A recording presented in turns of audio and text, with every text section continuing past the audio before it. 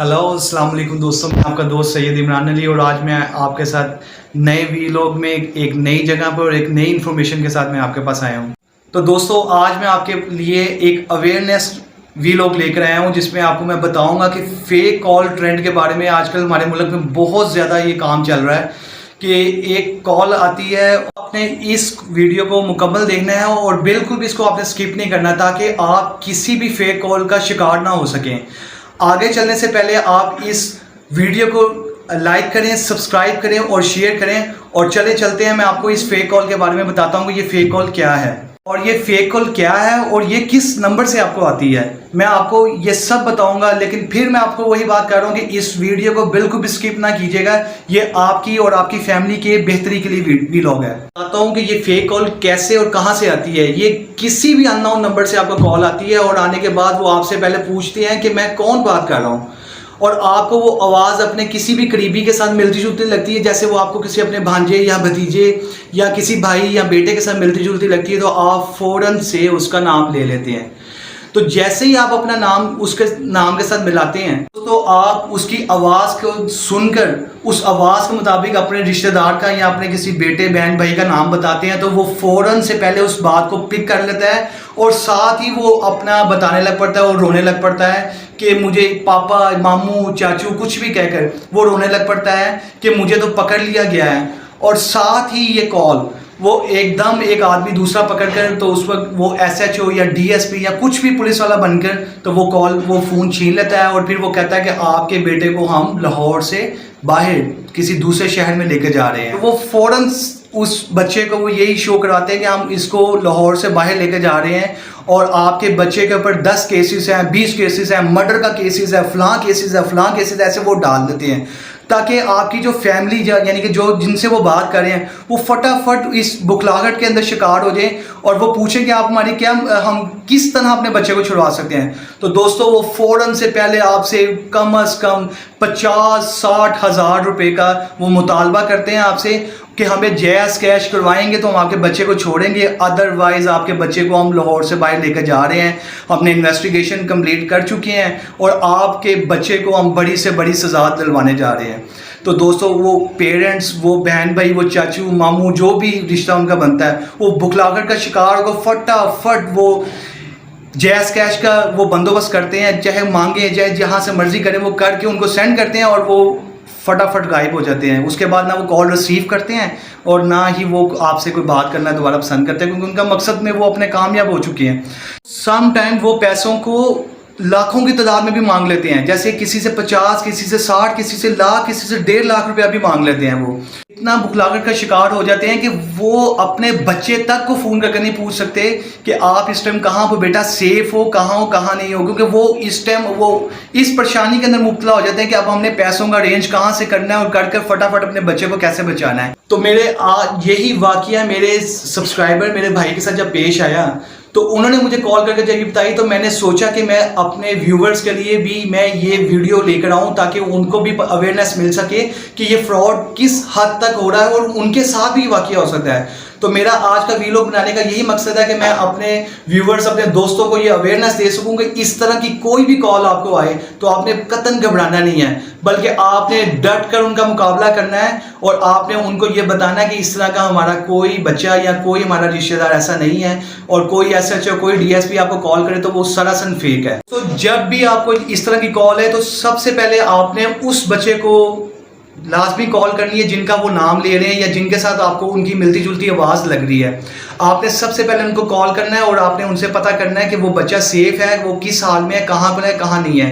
क्योंकि आज मैं अपने जिस सब्सक्राइबर के घर आया हूँ उनके घर की हालत देखकर तो मैं बहुत परेशान हूँ। यकीन माने कि इन लोगों को ज़रा सी भी शर्म नहीं आती कि किस तरह के क्राइम कर रहे हैं और फैमिली का क्या हाल कर रहे हैं। अगर अल्लाह ना करे किसी के वालिदा का सुनकर इस तरह बच्चे के बारे में कुछ अगर घर में कोई ऐसा वाकया को पेश आ जाता है तो इसका कौन जिम्मेदार है। तो चलें दोस्तों, आज आपको जलकर उन भाई से मिलाते हैं जिनके साथ ये वाकया आज ही ये पेश आया है और आपको दिखाते हैं कि उनकी क्या हालत है। अब हम उन भाई के घर पहुँच चुके हैं तो चले आए आपको उन भाई से मुलाकात करवाते हैं और उनके ज़बानी आपको भी ये वाक़या जो आज उनके साथ पेश आया है वो सुनवाते हैं कि क्या उनके साथ वाक़या आज पेश आया।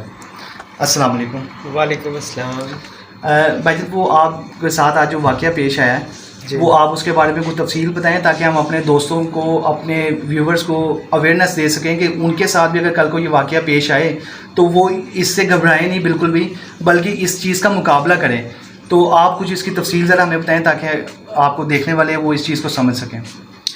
बिस्मिल्लाहिर्रहमानिर्रहीम। मैं एक्चुअली मैं सबको ये बताना चाहता हूँ कि जो वाक़या मेरे साथ आज पेश आया है वो किसी के साथ भी पेश ना आए, और अगर आए भी तो वो पहले से इसका उनको पता हो कि उसको हैंडल कैसे करना है।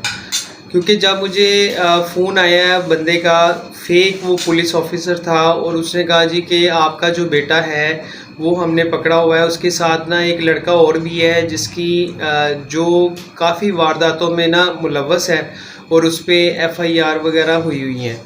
तो FIR जो हुई हैं, मुझे तो फिर डर गया, मैंने क्या पता नहीं क्या हो गया एकदम, क्योंकि ज़हन में 100 सवाल आते हैं कि जिसमें आपका बच्चा कॉलेज गया हुआ है सुबह से और वो ऐसी कोई वारदात में कैसे मुलव्वस हो सकता है।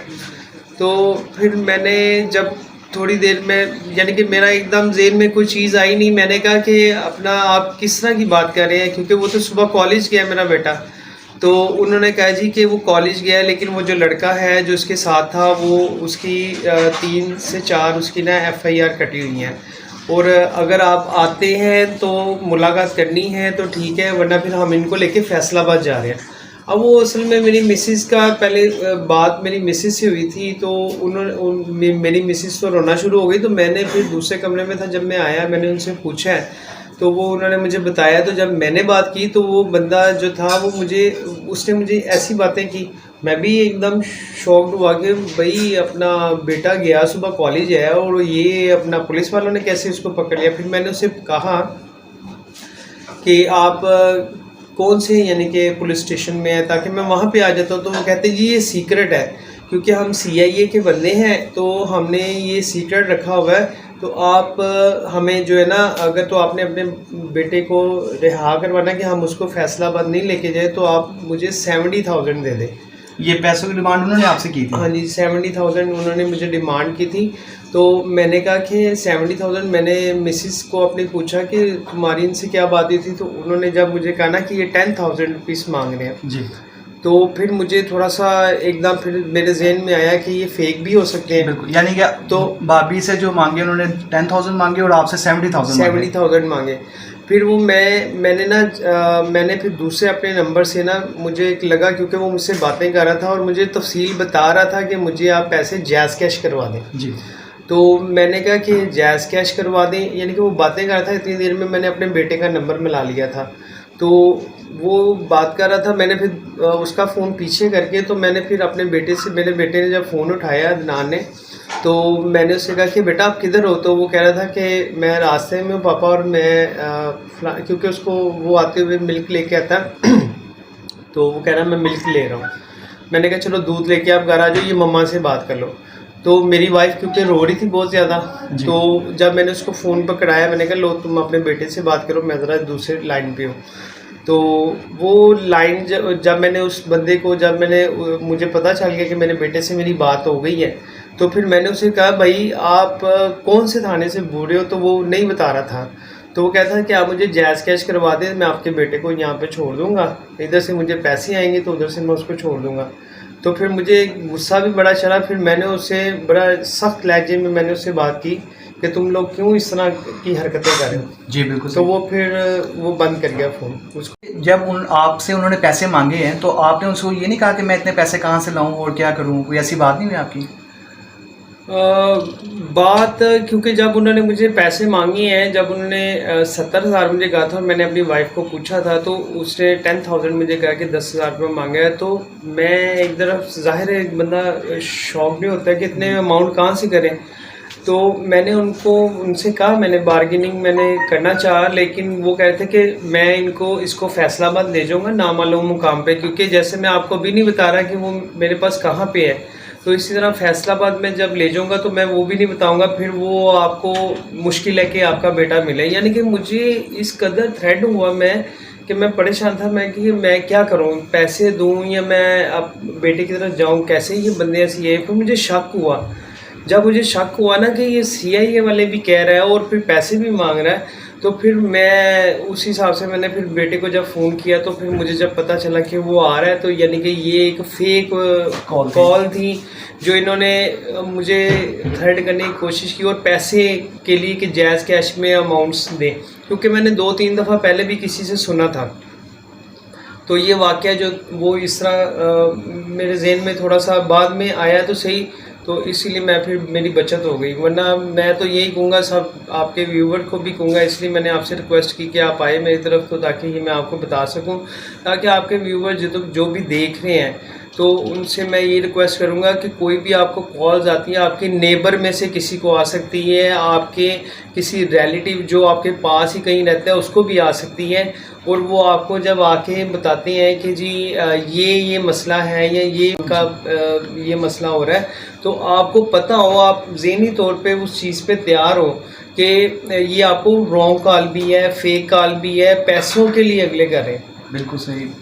आपका बहुत शुक्रिया, आपने हमारे साथ ये शेयर किया और हमारे व्यूअर्स को ये आपने इन्फॉर्मेशन प्रोवाइड की ताकि वो इस किस्म के मिसहैप से बच सकें।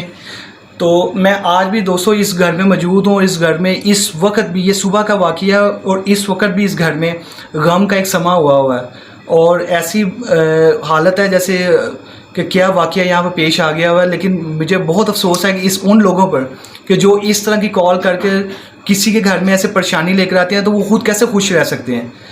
तो आपको खुदारा आपने इस कॉल का, ऐसी फेक कॉल्स का आपने डट कर मुकाबला करना है, और आपने उनको बताना है कि हम किसी से घबराने वाले नहीं हैं। जिन दोस्तों के साथ ये वाक़या पेश आया वो कमेंट बॉक्स में ज़रूर अपना कमेंट करके बताएं कि क्या क्या वाक़या उनके साथ पेश आ चुका है और उन्होंने इस का मुकाबला कैसे किया है। चलते हैं दोस्तों अगले वीलॉग में किसी नए टॉपिक पर। तो तब तक आप अपना ख्याल रखिएगा, चैनल को सब्सक्राइब कीजिएगा, लाइक कीजिएगा, शेयर कीजिएगा और कमेंट करके ज़रूर बताइएगा आज का वीलॉग आपको कैसे लगा है। तो अपने दोस्त सैयद इमरान अली को इजाज़त दें। अल्लाह हाफिज़।